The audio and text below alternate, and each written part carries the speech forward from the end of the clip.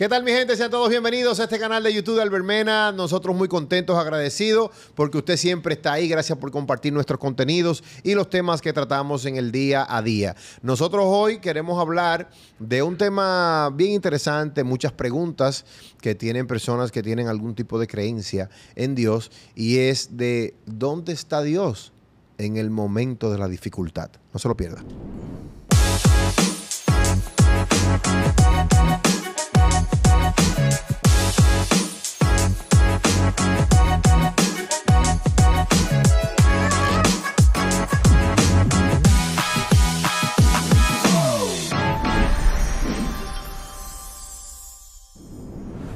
Aquí está con nosotros nuestro querido pastor Sanford Medrano y nuestro querido amigo Darwin Ramírez, quienes estaremos aquí para hablar un poquito de este tema. Pastor, ¿por qué en un momento de dificultad nosotros preguntamos por qué a mí? ¿Dónde está Dios? ¿Qué me está sucediendo? Fíjate, el problema de la cosmovisión... Aún los creyentes. Sí, porque la cosmovisión occidental acerca del tema de las dificultades es siempre negativa. O sea, todo al que le pasa algo malo no lo ve desde el punto de vista de el propósito, sino del punto de vista del hecho. Pero es normal, me imagino, porque tú te afliges. Ese es un enfoque, es una cosmovisión occidental. O sea, en el occidente, llámese Latinoamérica y América, sí. O sea, toda América, la cosmovisión de ver las dificultades como negativo. O sea, cuando a ti te pasa algo malo, óyeme, qué mala suerte tengo yo. Esa es la cosmovisión. Cuando tú vas a la cosmovisión oriental, o sea, a los países de Asia, Medio Oriente, la cosmovisión de los problemas es oportunidades. Por lo tanto, por ejemplo, para un chino, la palabra dificultad es oportunidad. ¿Por qué? Porque en una dificultad nadie aprende en la bonanza. ¿Y qué oportunidad tengo yo cuando se me muere un familiar? Te lo voy a decir de la siguiente forma. Hace muchos años, recién comenzando yo el pastorado en la zona oriental, una hermana fue afectada por un cáncer. Estábamos en la fiebre de los milagros y de querer orar para que pasara algo. Y resulta que esa hermana decía, no oren por mí para que yo me salve, que yo me quiero ir con el Señor. Mi muerte va a ser un instrumento de salvación. Yo no la entendía. Yo estaba por primera vez pastoreando una iglesia a nivel general, no tenía ni 2 años en eso. Hace muchos años de eso. Pero un día yo fui a visitarla y ahí estaba un grupo de amigos íntimos de ella de más de 30 años conociéndose. Y ella me presenta y le dice, miren, cuando yo me muera, lo único que yo quiero es que ustedes vayan a mi memorial. Punto. ¿Qué pasó con esa familia? Ellos dijeron, sí, nosotros vamos a ir. Pues a través de eso, hoy esa familia es una familia pastoral. Wow. O sea, ellos pastorean una iglesia en San Isidro. Segundo caso.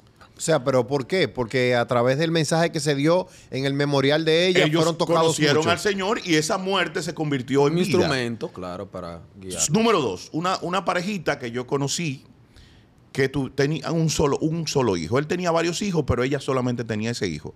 Y una tarde el hijo se ahogó en una piscina que ellos tenían en un patio en Estados Unidos. Eso fue una catástrofe, pero... ¿Cómo uno entiende ahí, pastor? ¿Cómo uno puede entender?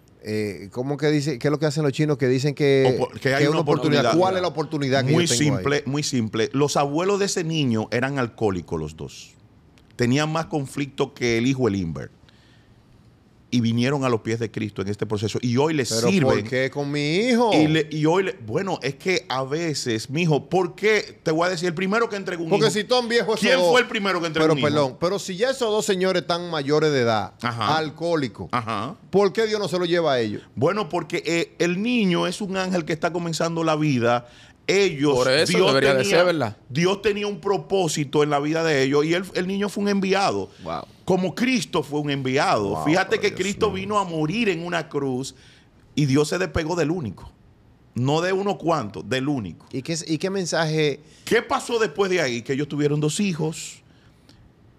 Toda la familia, toda esa familia de ella vino a los pies de Cristo. Y hoy ellos dicen, bueno, nosotros vinimos a los pies de Cristo por el fallecimiento de este niño. Tercer caso. Estando yo en San Pedro hace más de 35 años, en un barrio que hay en San Pedro que se llama Miramar, estábamos sentados un grupo de creyentes de la Iglesia Bíblica Cristiana y estábamos conversando un tema. Yo no recuerdo el tema, pero resulta que así de la nada, una de las jóvenes que estaba ahí dice, wow, ahora entiendo por qué Dios se llevó a mi papá. Yo digo, ¿cómo así? Dice, cuando yo tenía 10 años, mi hermano tenía 11 y mi otro hermano tenía 13. Mi papá era sobreprotector. Era una persona que no nos dejaba hacer absolutamente nada. Nos traía las cosas a la casa para que no saliéramos a la calle. Nos tenía como en una burbuja de cristal. Y yo sé que si mi papá hubiese seguido vivo, hoy nosotros fuéramos 3 inútiles. Pero Dios se llevó a mi papá para que nosotros no viéramos la obligación de ayudar a mi mamá, que lo que hacía era lavar y planchar para sostener nuestros estudios y nuestra comida. Y hoy somos profesionales los 3 porque mi papá, hoy yo lo entiendo, pero toda la vida me pasé preguntándole a Dios el por qué. Recuerda que a la hora de hacer tu inversión para tus vehículos, solo debes pensar en la ruta más segura, Ruta 56. Ahí estamos en San Francisco de Macorís, junto a los Aguayos. Esa es la ruta confiable y segura, Ruta 56. ¿Por qué? Porque los propósitos de Dios son eternos. Nosotros somos limitados en ver los propósitos. Y hay cosas que Dios permite en nuestras vidas para llevarnos al propósito. Cuarto caso, pero bíblico. José. José, un carajito, que he hablado de José esta semana, que ya como que... José, un carajito... Ya no aguanto un José más. Que ya no aguanto, sí.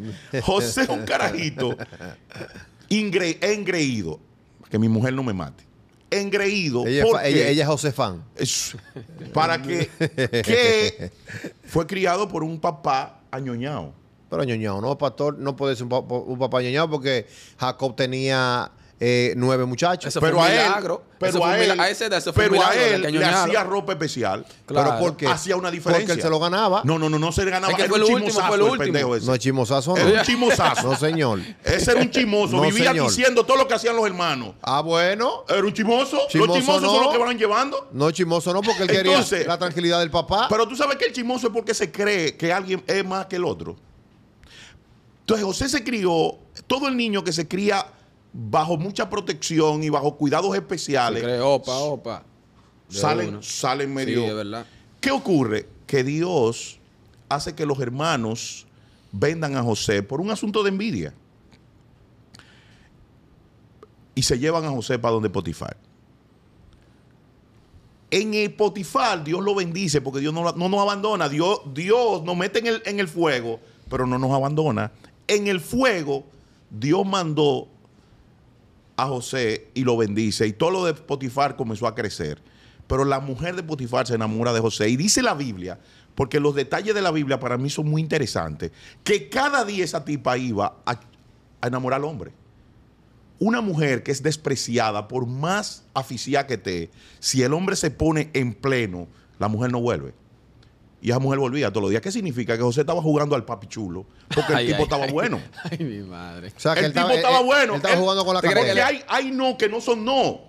Que No. son hasta tanto. Sí. Como Deje relajo, No. mía, Cuando deje relajo. Ay, hombre, no me con esto. No, chapa allá. Tú sabes que tú eres la mujer del jefe. No, te pongas en Mira, esa. ey, No, no haga eso. los tigres cuando andan en la calle, pregúntame, pero aquí es verdad que tú te diste esa tipa, Ey, pregúntame. ¿usted sabe ese cromo, profesor? Es verdad.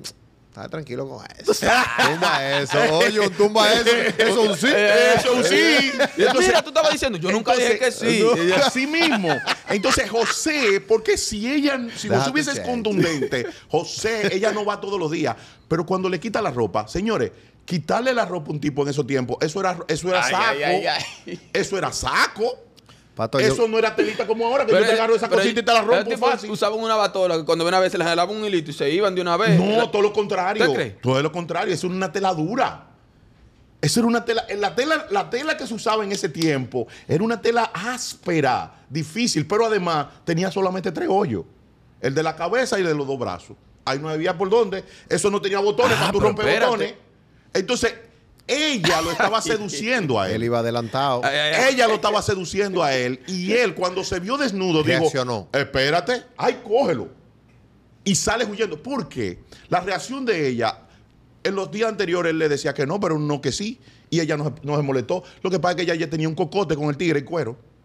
Ay, mi madre. Sí, pero no, óigame, el que tiene a José en un pedestal, usted se lo está desmontando. No, Hace rato. le desmonte ese espérate, santo. porque espérate. José porque- le iba a detonar. era. No, porque el tipo se la creía, porque el tipo... La Biblia dice claramente que el tipo estaba bueno. De ahí se fue a la cárcel. ¿Me entiendes? Ahí se va a la cárcel. Y mira qué pasa. Están el copero y el panadero. Sí.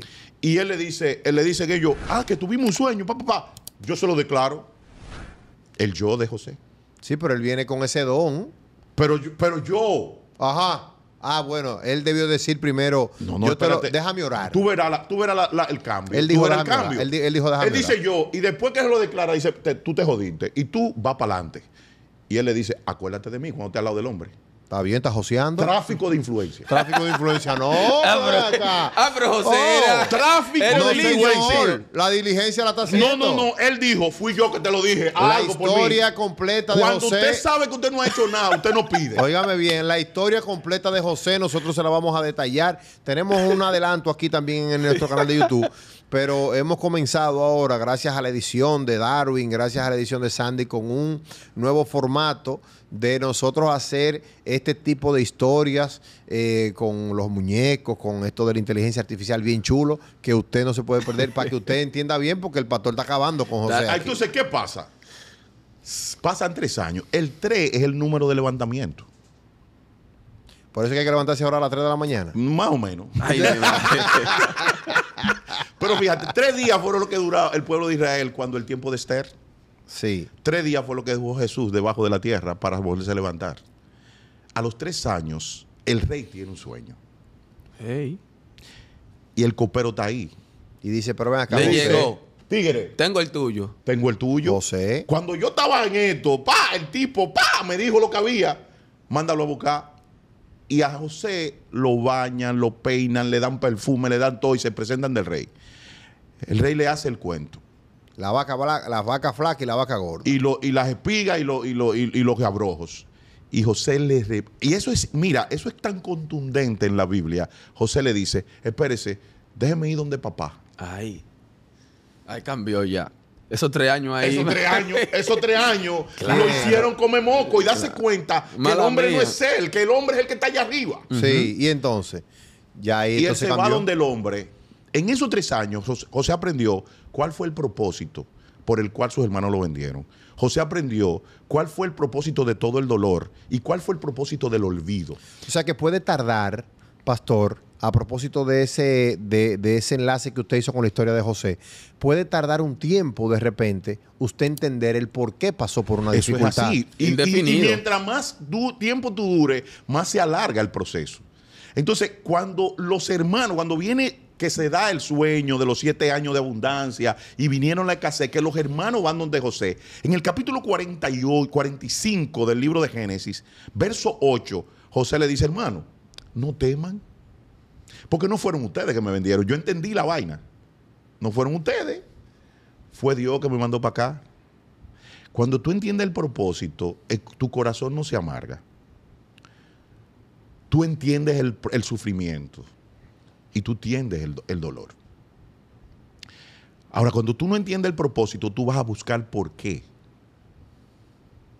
Y los por qué lo único que hacen es cuestionar a Dios, amargarte la vida, Que entres en rebeldía. entras en rebeldía y entras en situaciones de dejar de creer en el Señor. ¿Qué mensaje, pastor, usted le enviaría a esas personas que perdieron algún familiar, que perdieron algún negocio, que perdieron algún niño y están pasando por ese proceso de no entenderlo y de rebeldía? Mira, una de las cosas que yo le expongo es difícil. Esperar en Dios es la cosa más difícil del mundo.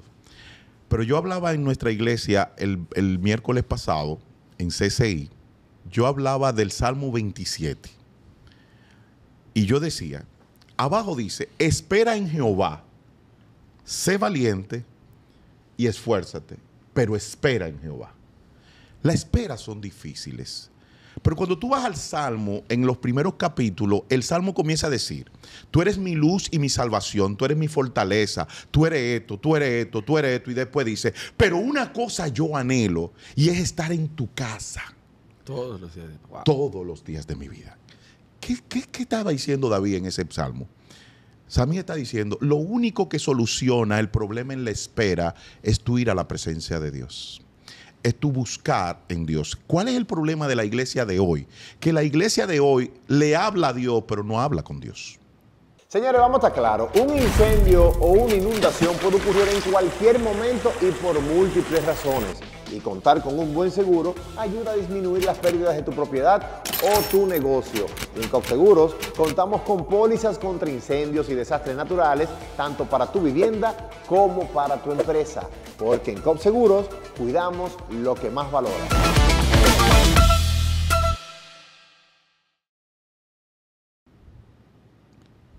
¿Qué significa eso? Yo voy, me siento, me arrodillo para cumplir y mentir. Cumplimiento de que tengo que orar porque en la noche lo tengo que hacer para que Dios no me dé una vaina en la noche y no me muera y Dios me cuide de esa muerte. Y en el día para que no me accidente, para que no tenga, para que todo me salga bien. Y usamos a Dios como un amuleto de buena suerte más que como un ser superior que quiere tener intimidad con sus hijos. Y la mayoría de la gente deja a Dios plantado y lo deja con la palabra en la boca. Tú oras, no me la, y tú te pones, Señor, mira, yo necesito esto, y le da una lista de 400 vainas, y después te para y te va. Y cuando Dios te quiere decir, ey, que te voy a decir cómo es la vaina, ya tú vas lejos. tú vas lejísimo y dejaste a Dios con la palabra en la boca. Eso lo hacemos la mayoría de nosotros, lo que decimos ser cristianos. Nosotros no intimamos con Dios. Y leemos la Biblia, pero leemos un capítulo, igual para cumplir mentir, leemos un capítulo, vamos por el primer verso, y cuando llegamos al 18, ya no nos acordamos nada del primero, y así nos fuimos. Qué batalla. ¿Por qué? Porque la palabra no nos manda a nosotros. Reprende ese teléfono. La palabra no nos manda a nosotros a leer, la palabra nos manda a meditar en ella. Y cuando tú meditas, tú sacas lo mejor de la palabra, tú le consumes lo mejor y eso te moldea y Dios te habla. Igual en la oración. Señores, Dios no es mudo. La oración no es un monólogo, es una conversación. Y cuando tú entras en esa conversación con Dios, donde tú le hablas y Él te habla, que necesita tiempo, no es algo que va a pasar mágicamente. Fíjense que Samuel duró años viviendo al lado del arca. Y Samuel no conocía la voz de Dios. Porque tú puedes ser un religioso que te pase toda la vida en la iglesia y no conocer a Dios. Ni siquiera haber hablado con Dios alguna vez. Entonces, cuando tú hablas con Dios, mira, yo viví una experiencia con un joven que se acercó a mí por una dificultad que tenía. Hace 4 días que viví esa experiencia. Nos encontramos el sábado de la semana pasada y este joven me dice, pastor, yo estoy viviendo algo con Dios que yo no quiero que se vaya. Yo tengo una intimidad con el Espíritu Santo que yo la estoy abrazando con una intensidad porque no quiero. Y ahí yo le recuerdo y le digo, ¿tú sabes qué? Lo que tú estás permitiendo, lo que experimentó David en la presencia de Dios cuando dijo, un día en su presencia es mejor que 1000 años fuera de ellas. Y cuando él dijo, en su presencia hay plenitud de gozo y delicia a su diestra. Cuando tú entras a la presencia del Señor y tú comienzas a descubrir a Dios y a conversar con Dios, tú comienzas a recibir revelación de lo que te está pasando. En un momento de mi vida muy difícil, que a mí me iban a culpar en un lugar de una situación difícil que estaba pasando, el Señor me dijo, en un momento de intimidad mío con Dios, el Señor me dijo, te van a culpar de todo, pero estate tranquilo que yo tengo control. Yo, cuando Dios me habla, yo siempre busco a alguien que me sirva de testigo porque no quería ser como mi abuela. Que mi abuela todos los domingos, después de las 12 que salían los números, ella siempre se soñaba con los números que salieron. Sí. Después que salieron los números. Sí. Entonces, todos los domingos ella, ay, yo me hice un sueño con ese número. Digo, abuela, pero ¿por qué no lo dijiste antes? Sí, claro. Entonces, yo no me gusta eso. Y yo siempre busco, cuando Dios me revela algo, yo siempre busco 2 personas de mi plena confianza y se lo digo. Yo se lo dije a las 2 personas en ese momento. Le dije, mira, va a pasar esto y esto y esto. No me pasen llamadas. Yo voy a estar en un lugar que hay en el Quisqueya, que ese es el aposento alto de doña Nidia Terrero, una mujer de oración, una mujer de Dios. Y me metí ahí de 8 de la mañana que iba a llevar a mis hijos al colegio hasta las 2 de la tarde. A orar y a orar y a orar y a buscar la presencia de Dios. Y cuando vino ese momento, yo lo pasé tranquilo y en paz. Y me vinieron todas las acusaciones, decían de mí de todo. Y yo en mi casa tranquilo.